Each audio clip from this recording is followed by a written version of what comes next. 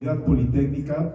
¿Cómo están? Yo soy el profesor Iván Pozos y estamos aquí para presentar algunos trabajos de los alumnos del curso teórico Historia del Cuento de Terror que se impartió en la ESI Aticomán en este semestre, que es justamente 2024, y la dinámica que vamos a llevar a continuación es presentarles a todas y cada uno de ustedes qué es lo que se puede lograr cuando uno, además de aprender del terror, le gusta. Así que lo que vamos a escuchar no es solamente el producto, digámosle, de una cuestión teórica. Son alumnas y alumnos que les gusta el terror, les apasiona y quisieron darse la oportunidad de escribir algo al final. Reitero, este es un curso teórico-analítico, no está enfocado a la creación literaria, pero muchos de ellos, debido a todo lo que revisaron a lo largo de todo el semestre, generaron una imaginación, lo que llamamos en psicología conducta creativa, y se aventaron a crear sus propias historias. Y lo que van a ver aquí es producto de eso, de la imaginación desbordante de nuestros chicos de ese Ticomán. Y les recuerdo, lo que van a escuchar es narrativa, es ficción, es arte, no fomenta nada. El terror está hecho para qué? Uno, para disfrutar, y dos, claro, para cuestionar el sistema. Así que a partir de ahorita iniciamos a escuchar a nuestros compañeros, vamos a llamarle así, ¿no? Egresados de, pues vamos a llamarle la primera generación de historia del cuento de terror en ese Aticomán. Así que vamos a empezar con, primeramente, alumnas y alumnos que decidieron hablar de la obra de un autor que les guste, que les apasiona, y con base en ese ensayo ellos te van a invitar a leerlo, a verlo desde varias perspectivas. Así que vamos a comenzar. Primeramente, me gustaría invitar aquí a que se siente, a que respire tranquila, a nuestra compañera de nombre Gabriela Pineda, que nos viene a hablar sobre Mary Shelley, a quien pide un fuerte aplauso.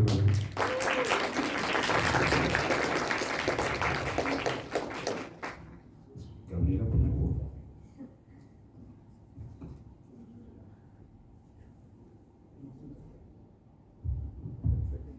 Entonces, Gabriela, por favor, dinos qué onda con Mary Shelley. Bueno, les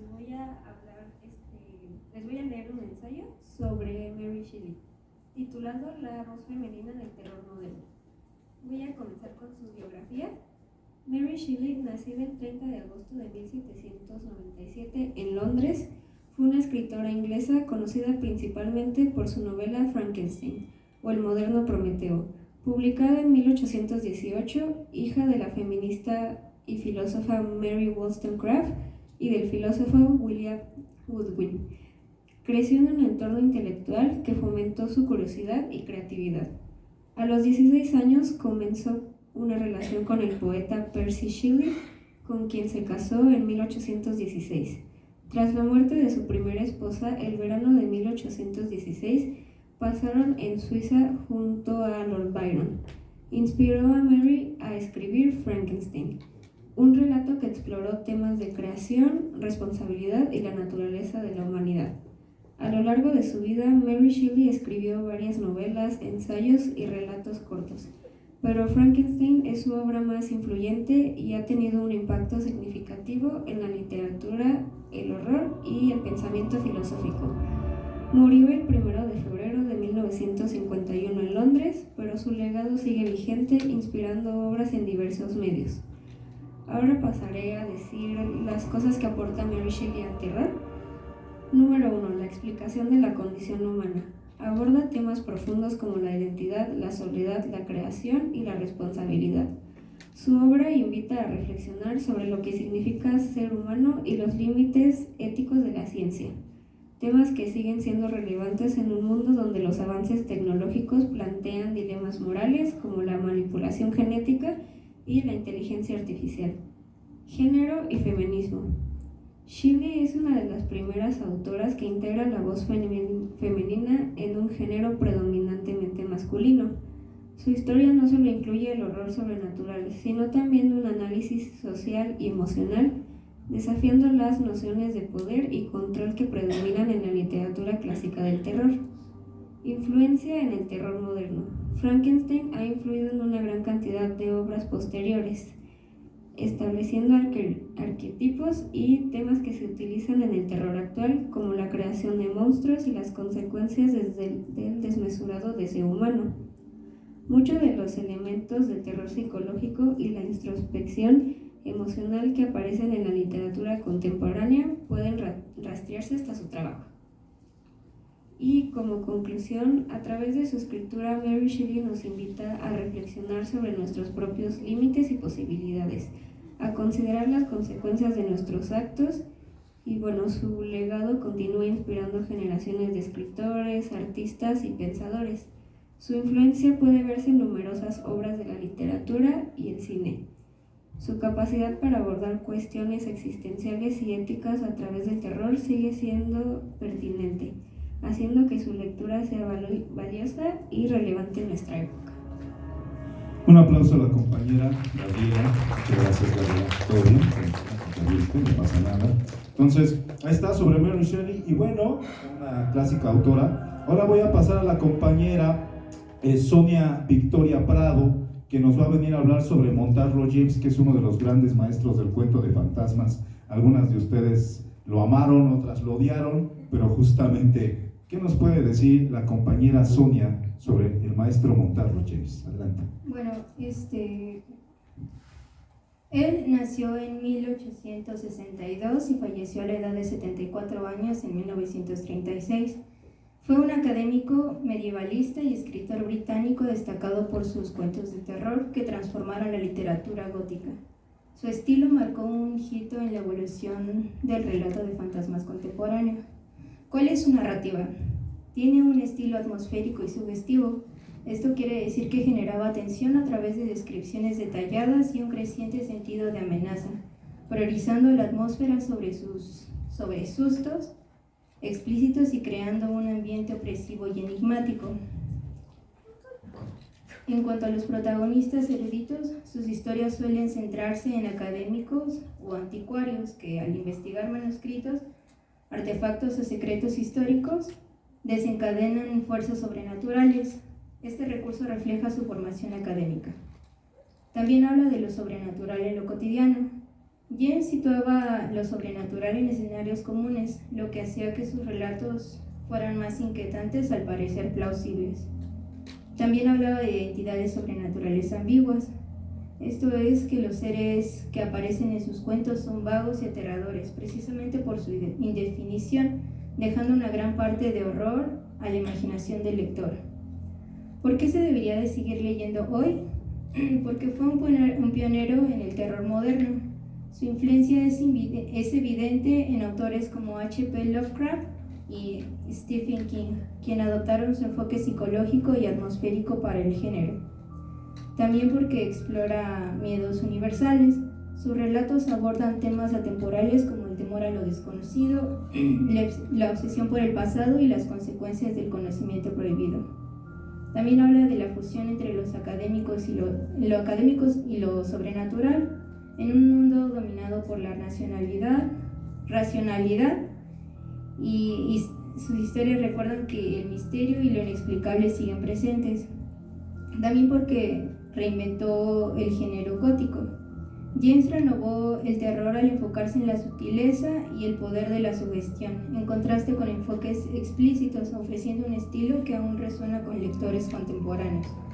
Leer a M.R. James es disfrutar de un terror inteligente y sutil, mientras se aprecia el legado de un autor que cimentó las bases de un género en constante evolución. Perfecto. Muchas gracias, Sonia. Entonces, pásale. Y aprovechando que habló de Montarlo James, pues yo creo que justo como anillo al dedo, pues va a pasar Samantha Thalia justo a hablar de uno de los que más retomaron a Montarlo James. Recuerden ir a leer su texto que se llama El horror en la literatura, de Lovecraft, y justamente Lovecraft ahí cita textualmente que uno de sus grandes maestros del terror fue justamente Montarlo James, ¿no? Entonces, por favor, Samantha Thalia, que nos vienes a hablar sobre uno de los autores más conocidos y que a lo mejor también desconocidos porque es lo más popular, el señor Howard Philip Lovecraft. Samantha.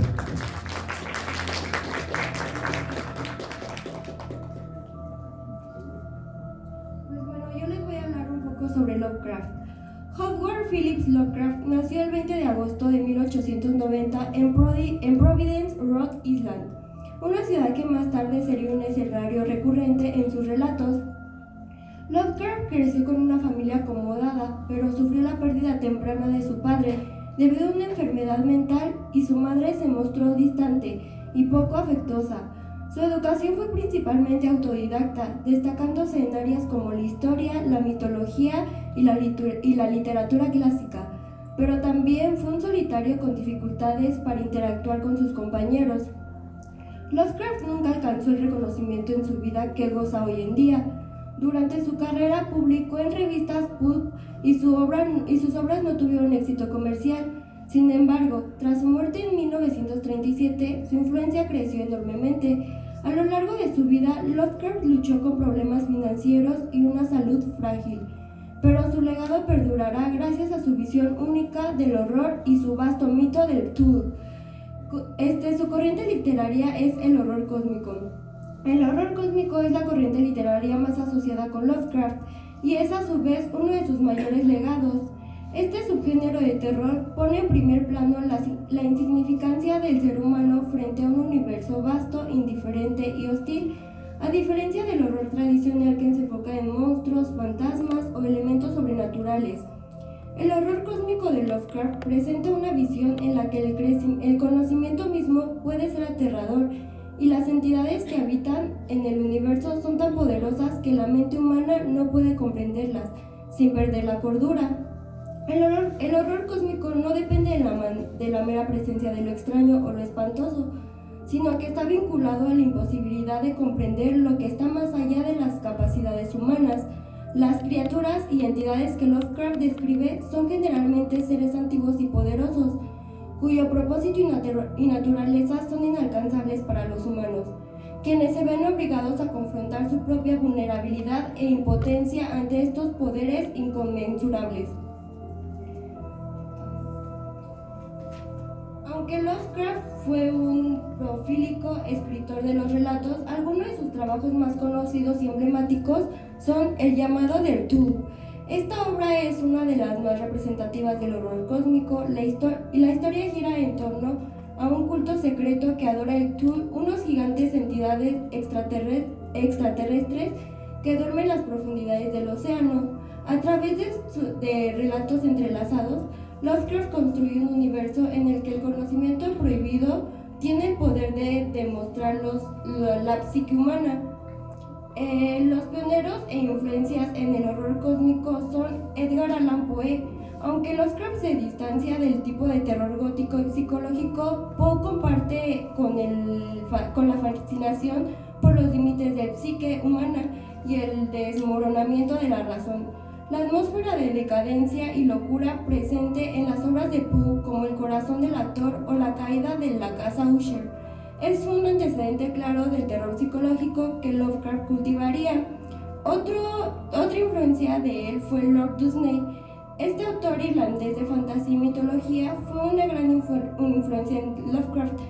Dusney creó mundos imaginarios poblados por seres y deidades cercanas, lo que impactó profundamente en el desarrollo del mito del Cthulhu de Lovecraft. Los autores que adoptaron el horror cósmico de él fue Stephen King. Aunque King es más conocido por su estilo de terror psicológico, muchas de sus obras como It o La Torre Oscura contienen la influencia de Lovecraft. La idea de entidades cósmicas que influyen en el destino humano y el horror trascendental está presente en su trabajo. También Clive Barker, el autor de Hellraiser, es otro escritor que ha sido influenciado por el terror cósmico de Lovecraft. Si bien su estilo tiende a ser más explícito y visceral, comparte con Lovecraft la idea que el horror proviene de fuerzas más allá de nuestra comprensión. Y como conclusión vamos a tener que Lovecraft, aunque fue un escritor poco apreciado durante su vida, dejó un legado literario imborrable. Aunque el horror cósmico introdujo una perspectiva única sobre el miedo, un miedo que no se deriva de monstruos ni espectros, sino de la comprensión de nuestra propia impotencia frente a un universo vasto e indiferente. Sus obras como El llamado del Cthulhu o Las montañas de la locura siguen siendo referentes imprescindibles en la literatura del horror, mientras que su influencia es visible en generaciones de escritores que han continuado explorando la naturaleza de lo desconocido. Lovecraft sin dudar alguna transformó el género y dejó una marca que sigue vigente hoy en día. Muchas gracias, un aplauso a Samantha. Muy buen resumen de todo lo que hacía Lovecraft. Y recordándoles, chicos, chicas, entendemos la problemática de la pronunciación. ¿Me recuerdan cómo se pronuncia? ¿Cómo?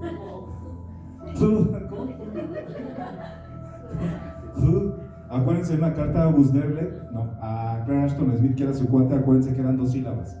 Él le dice, son 2 sílabas, tienes que pegar tu lengua a tu paladar y le dice a su cuate, tienes que decir y luego la siguiente sílaba es pero después te chamaquea Lovecraft y te dice en la misma carta, pero no vas a poderme porque pues tu boca no está adaptada para pronunciar ese tipo de nombres, ¿no? Pues como le hagas no te va a salir. Entonces pues ahí está. Entonces sí, te entiendo, compañera, es difícil pronunciar justamente ese nombre bidimensional. Así que pues para comenzar con eso, con esta idea de las narrativas, voy a empezar a llamar a los compañeros que se arriesgaron a contar una historia de terror.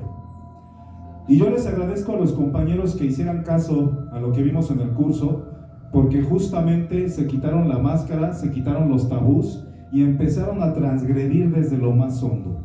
Por lo que va a ser una maravilla para mí y para ustedes escuchar todo lo que sus compañeros se imaginaron. Recuerden, esto no quiere decir que ellos quieran hacer eso, o sea, no piensen, todo lo que vayan a escuchar no quiere decir que ellos quieran salir a hacerlo, no, simplemente se lo imaginaron, pero escuchen las maravillas que sus compañeros hicieron en cuanto a cuento de terror. Ya ustedes me dirán si les dio miedo o si simplemente les causó conflicto, porque esa es una de las ideas del cuento de terror, causar conflicto. Así que, pues sin más, vamos a empezar a llamar a los y las compañeras que se enfocaron a escribir algo de terror. Así que la primera escritora en pasar es Jimena Torres con su cuento Quimera. Un aplauso para Jimena, por favor.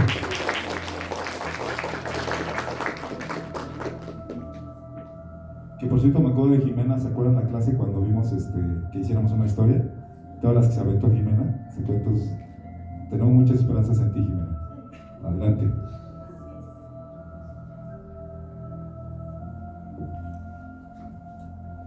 Quimera.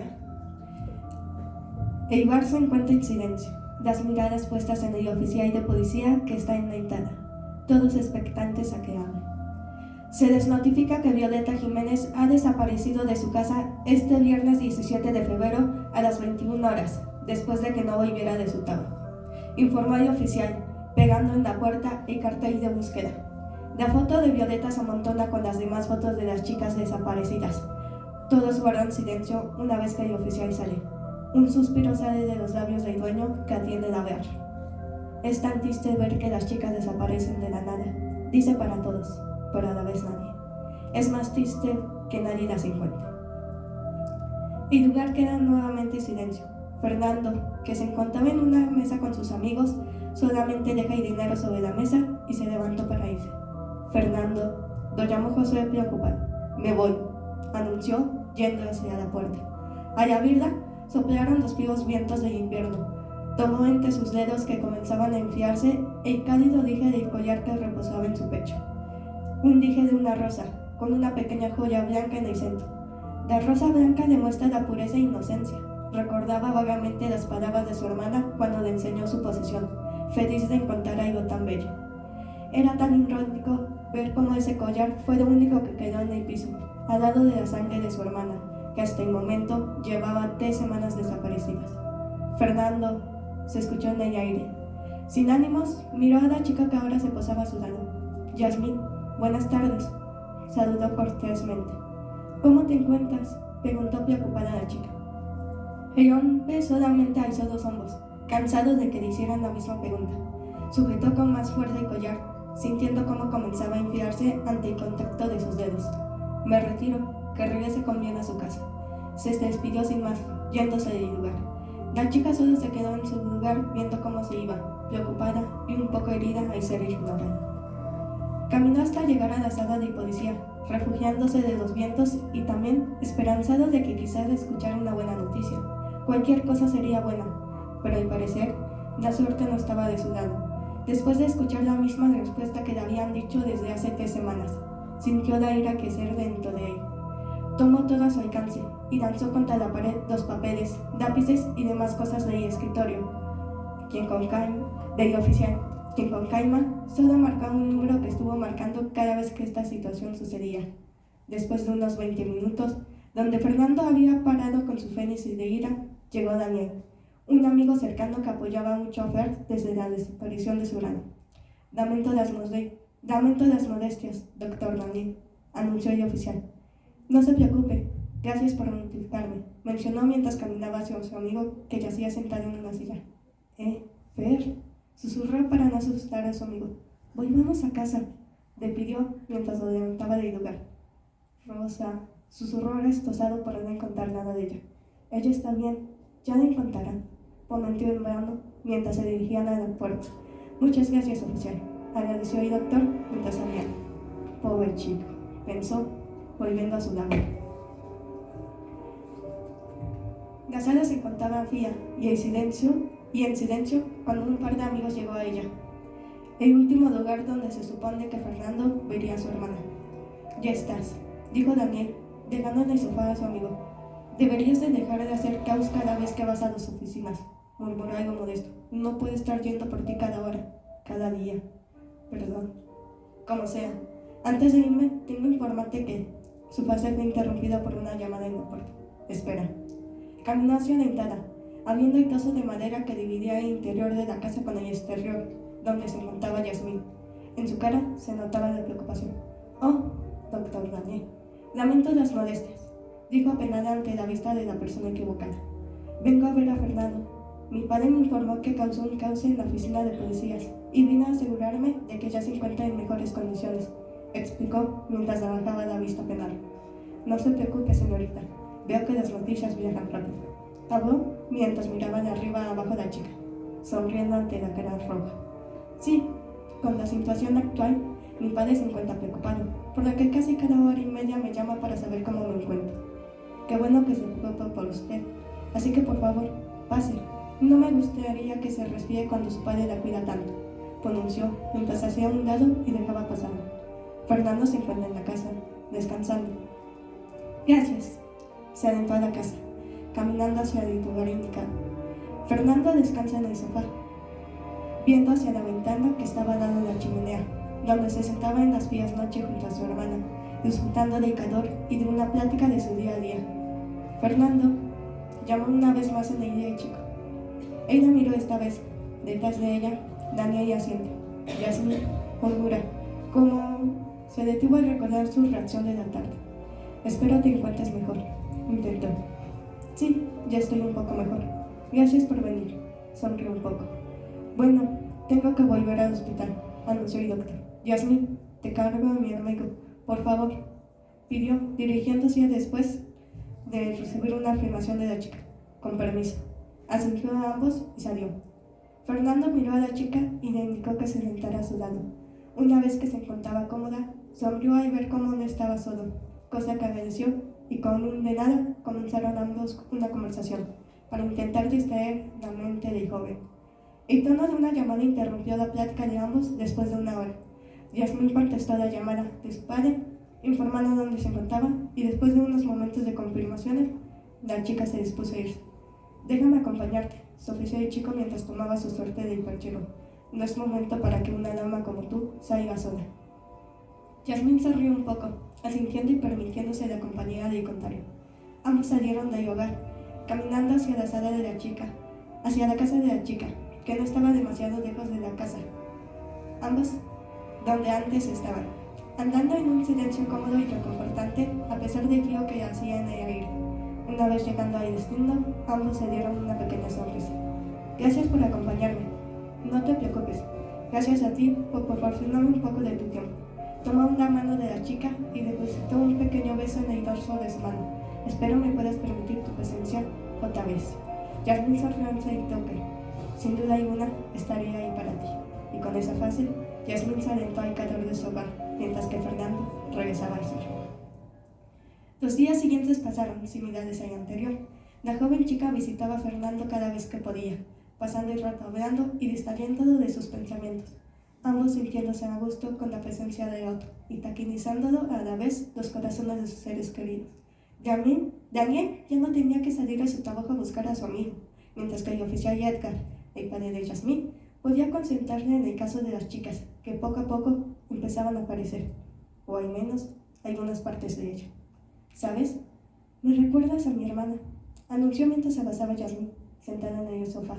¿En serio?, preguntó, bajando la voz al saber que era tema delicado. Sí, eres tan amable, tan cuidadosa, preocupándose por las emociones de los demás. Acercó más el cuerpo contrario suyo. Tan hermosa, susurró en el oído contrario. El cuerpo de la chica se estremeció ante el contacto, disfrutando del calor contrario de las bellas palabras. Espérame aquí, le susurró mientras se separaba de ella e iba a otra parte. Jasmine, abrumada por la subida del éxtasis, no escuchó la puerta abriéndose y los pasos de una persona más en la casa. Sí, me gusta.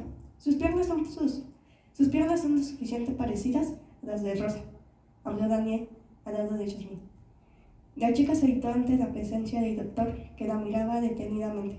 Extrañada, miró a Fernando, que miraba al otro, pero aún así pensó entrelazada y asintiendo ante la palabra contraria. Fernando, ¿qué está pasando? Shh, estoy trabajando, murmuró modesto Daniel. Apretó un cuchillo contra el cuello contrario, provocando una contraria en el pulco cuello. Tranquila, Jasmine. Será rápido, intentó Hermano tranquilizando a Fernando. La chica sentía pequeños lágrimas en sus ojos. El ardor y la presión en el cuello evitaba salir el sollozo que tenía retenido en la garganta, asustada de que saliera y que el movimiento provocara que el cuchillo se enterrara más. Nos la llevamos, dictó Daniel, levantándose de su lugar y saliendo de la casa. Me caíste bien, así que será rápido, intentó tranquilizarla, dándole una sonrisa mientras se acercaba a ella. Jasmine, en shock, intentó pararse para alejarse e intentar huir, pero la mano alrededor de su vaso provocó que cayera nuevamente en el sillón. Abrió la boca para gritar, pero el miedo y el dolor le bloqueaban la mente como para que siquiera siguiera una orden, además de las manos que ahora se posaban en su cuello y la apretaban tan fuerte, evitando que el aire pasara a sus pulmones, sintiendo cómo ardían ante la pérdida de oxígeno. ¿Te pareces tanto a ella? Tanto, susurró, apretando tan fuerte que sentía la comisura de su pulgar al petar contra la yugular de la chica debajo de ella. Oh Dios, te amo tanto, Rosa. La visión de la chica comenzó a nublarse. Los tímpanos le zumbaban. Intentaba moverse para liberarse de las manos que le retenían, aunque el intento era en vano, puesto que el ardor en todo su cuerpo desapareció cuando su mente quedó completamente en negro. El trayecto para llevar a Jasmine al lugar indicado fue en silencio. Daniel manejaba, mientras que Fernando se encontraba atrás. Se le veía una sonrisa satisfecha en la cara. En su hombro se encontraba recargada la chica, totalmente inconsciente. Aprovechando que las calles estuvieran vacías, sabiendo que era la hora concurrida para que todos salieran a hacer sus cosas y no a pasear. La casa en la que entraron era la casa de Daniel, quien bajó el carro y saludó a una vecina que entraba a su propia casa con su hijo. Una vez sin nadie alrededor, Fernando cargó a Jasmine y entraron a la casa. Ya sabes dónde dejarla, iré a cambiarme, anunció Daniel yendo a su cuarto. Fer asintió mientras se dirigía a las escaleras del sótano, un lugar demasiado amplio, dividido en 2 cuartos. En el más grande se encontraba una mesa de metal, con un foco encima de él. A su lado, material quirúrgico limpio y esterilizado, además de 2 refrigeradores y una cápsula que se encontraba en un rincón. Sin dar importancia a su alrededor, dejó el cuerpo flácido de Jasmine en la mesa, sujetándola a la misma con correas de cuero, apretándolas hasta ver cómo carne sobresalía ante la presión. Sonrió satisfecho y pasó una mano por las piernas de la chica, comprobando que eran similares a las piernas de Rosa. Recordando a su hermana, caminó hacia un refrigerador, abriéndolo y moviendo la vista entre las partes de las anteriores chicas. Esto ya casi se echa a perder. Miró con asco la mano derecha de la cuarta chica. Rebeca, ¿cómo que se llamaba así? Tenía sus lascas. Suspiró al recordar la sensación de los labios, no tan carnosos y suaves como los de Rosa, pero similares. A la niña le gustaron. Agitó la cabeza para disipar los recuerdos. tomando un costillar de una chica. Se veía bien. Cerró el refrigerador y caminó a la otra habitación. Tomó el otro collar que estaba junto al de su hermana y tomó la llave, abriéndose paso entre los desperdicios y suciedades de X, caminando hacia la chica que se intentó ocultar en la esquina. Se ve tan hermosa, pensó Fernando, viendo a su hermana. Se acercó, tomando asiento al lado de la chica, quien se pegó más a la pared. Tenía los ojos vendados y temaba ante el frío de la habitación. Su ropa desapareció después del quinto día y solo se le había proporcionado una manta, que se le fue quitada después de que en la segunda semana golpeara a uno de sus captores. Viendo su castigo, dejó de intentar algo, y apenas ayer le habían vuelto a dar de comer. Por favor, susurró asustada. Una mano se posó en su cabello grasiento y sucio, acariciándolo suavemente, mientras que otra mano se acercaba a su cara. La chica sintió una pequeña presión en sus labios. Abriendo lentamente la boca, sintió la carne entrar en ella. Mordió lento y arrancó un pedazo, masticando suave y disfrutando de la comida. Sabía rara, pero le daban comida y estaba agradecida de ello, después de haber pasado tantos días sin ella. Sintió como la mano de su cabello ahora bajaba por su espalda, pasándola lentamente por la espalda baja y formando pequeños círculos. Mordió otra vez la carne, arrancando otro pedazo, un pedazo más grande que el anterior, saboreando que esta vez era carne fresca, con un sabor más rico que el de ayer, que sabía rancio y quizás echado a perder. La mano se movió hasta las zonas privadas de la chica, que no se inmutó. Tenía hambre y por fin la habían alimentado. Además de que la última vez que intentó detenerlos, la golpearon y fue peor. Así que era mejor pensar solamente en la carne que contenía en la boca y no pensar en el pedazo de carne que sentía allá abajo.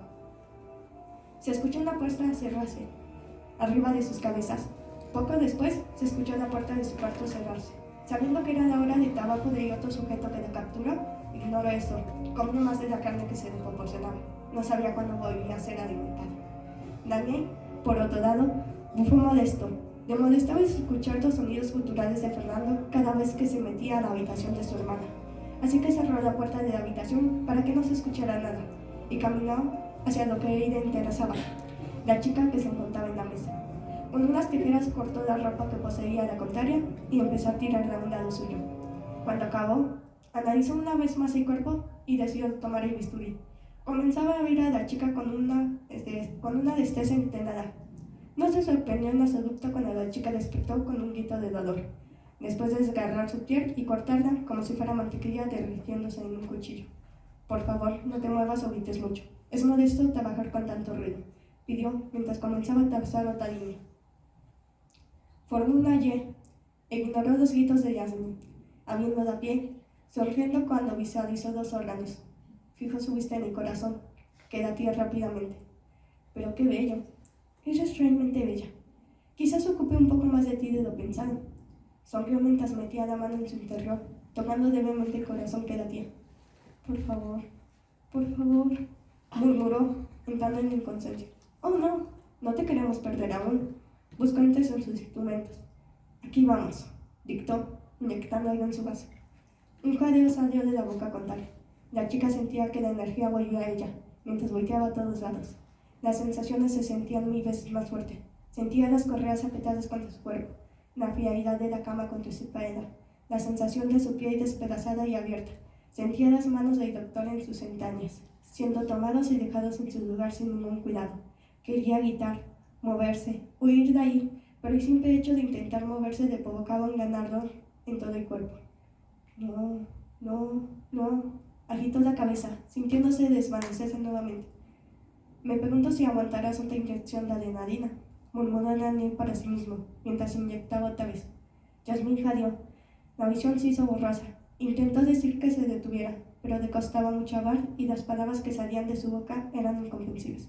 Se removió en la cama, sintiendo el cuero rozar entre sus muñecas y tobillos. Sentía como la piel se irritaba y desgarraba poco a poco por la fricción. De repente, el movimiento en la mesa se detuvo. La chica soltó un último suspiro y se quedó quieta, mientras que Daniel veía como el corazón de la chica se detenía abruptamente y comenzaba a derrumbarse. Oh, qué pena. Le quitó interés y comenzó a cortar nuevamente. La puerta de la habitación contraria se abrió, saliendo Fernando de ahí, arreglándose la ropa y yendo con Daniel. viendo cómo metía el corazón de Yasmín en un recipiente conformal. Lo miraba y sonreía compasivo. Él procedió a meter los órganos en el refri con Tania, a donde estaban las partes para alimentar la Rosa. Iré a dejarme en mi oficina, anunció tomando el frasco. Deja las piernas afuera y saca el trompazo de Rosa. Fernando soltó un sonido de afirmación mientras veía el contario. Metió todas las partes a excepción de las piernas, que las dejó en una pequeña mesa movible. Puso una manta sobre la mesa y caminó hasta la cápsula, tomando delicadamente a lo que se suponía era la copia exacta de la Rosa, que dejó suavemente en la mesa, acariciando la mejilla con Tania, sonriendo al ver que las marcas de costura ya no estaban en la piel. Este es lo último, ¿verdad?, preguntó, dejando de acariciar la cara cuando escuchó los pasos. Sí, después de esto, debemos esperar hasta que las cicatrices se curen y seguir con lo nuestro, le afirmó Daniel mientras preparaba el material. Fernando sintió feliz y se alejó del cuerpo, viendo cómo el doctor se acercaba ahora y comenzaba a coser las piernas de Yasmín al torso de lo que era antiguamente Violeta. Después de una semana de búsquedas por parte de la policía, se encontró el cadáver de lo que parecía ser Rosa García, quien fue entregada a su hermano mayor, que después del funeral y el entierro se fue del pueblo para intentar olvidar lo que pasó en ese lugar. El policía Edgar y la comunidad enterraron los cuerpos, o mejor dicho, los trozos de las chicas que fueron encontradas e identificadas, mientras lloraban ante la pérdida de las jóvenes mujeres del pueblo. 8 meses después, Daniela pasaba a Fernando, que venía a entregarle un paquete. Se quedaba un rato hablando, platicando de lo que había pasado en el pueblo y cómo iban en sus vidas. Cuando pasa un tiempo considerado, Fernando se despide, diciendo que alguien te espera, retirándose y abandonando el pueblo una vez. Daniel se sienta en el sofá, abre la caja que le fue entregada y sonríe ante el cuerpo que flota en el formol. Pero qué belleza de espécimen, dice para sí mismo, al ver las deformidades del niño. Muy bien. En este cuento, ¿quién es el monstruo, compañeros? ¿Quién? Dicen ahí las personas, no, la gente. Entonces el horror, ¿no?, sirve para justamente mostrar las cosas que a veces ya no queremos ver. Para eso es el horror también, ¿no?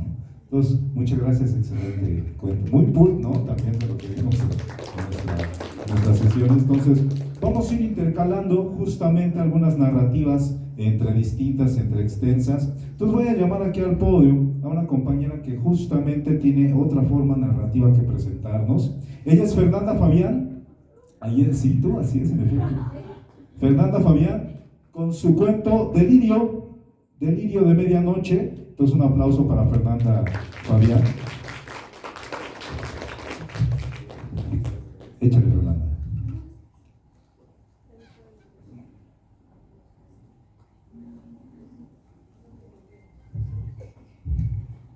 Las láminas de aluminio resuenan con gran desprecio al tejado, forzándome a abrir los ojos. Oigo el tapanco de madera que cruje como si un gato caminara sobre ella, aunque por lógica sé que ahí no se encuentra nada, debido a que esta casa la construí de madera podrida, la cual recogí de un bosque cercano que encontré al sur de la colina 60.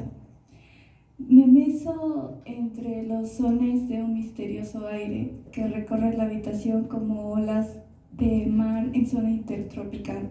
Una sensación caliente cubre mi pecho, haciéndome sentir ahogado entre sollozos de desvelo. Gota tras gota caen sobre mi rostro. Es una sustancia líquida, caliente y viscosa que desciende desde el techo. Un olor a estercol comienza a rondar por mi entorno. Él se acerca, o quizás ella. No podría describir la apariencia de esa cosa que me acecha sin cautela.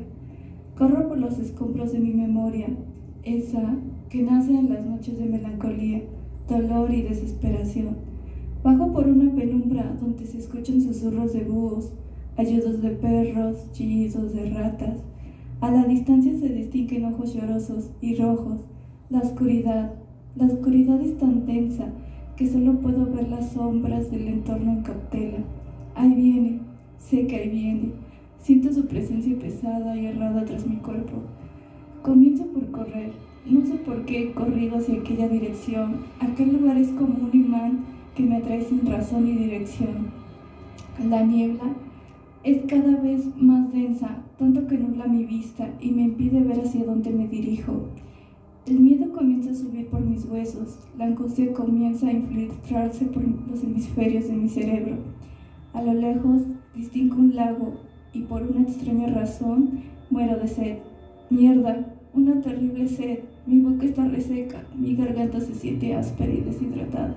Así que, sin pensar más, corro de nuevo.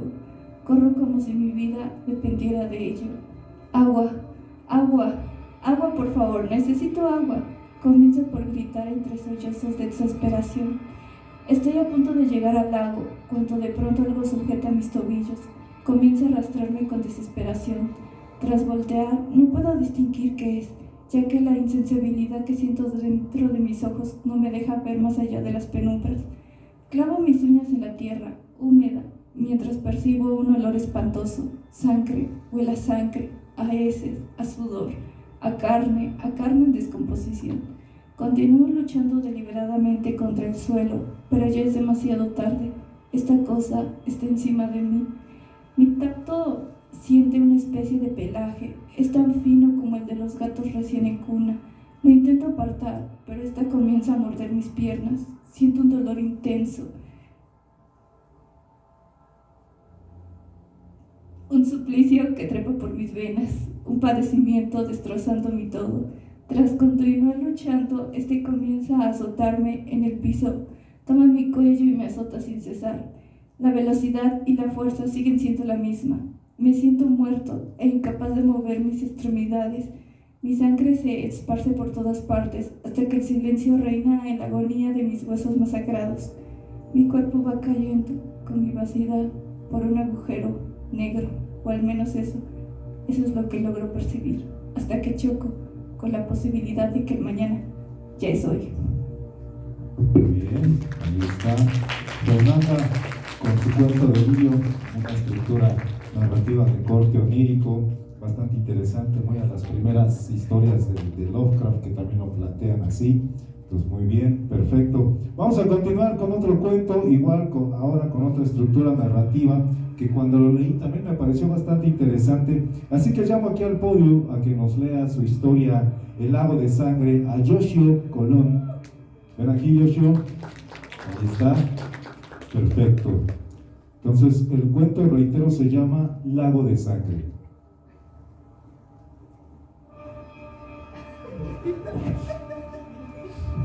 Jueves 28 de abril. Recibí una carta que me pedía regresar a mi pueblo natal, Sackville, un pequeño poblado al oeste del país, cercano a las costas del Pacífico, para reclamar el cuerpo de mi difunto padre. Siendo que mi madre murió apenas unos años después de darme a luz, mi padre se encargó completamente de mi crianza. No solía azotarme como otros niños de mi vecindario, pero sin duda era alguien estricto y acaparado a las reglas. Por lo que en cuanto tuve algunas discrepancias fuertes con él, decidí irme de aquel lugar. Aunque pese a todo, siempre terminaba extrañando aquellos momentos que pasamos juntos. Le encantaba llevarme a pescar en el lago, que se encuentra casi en el centro del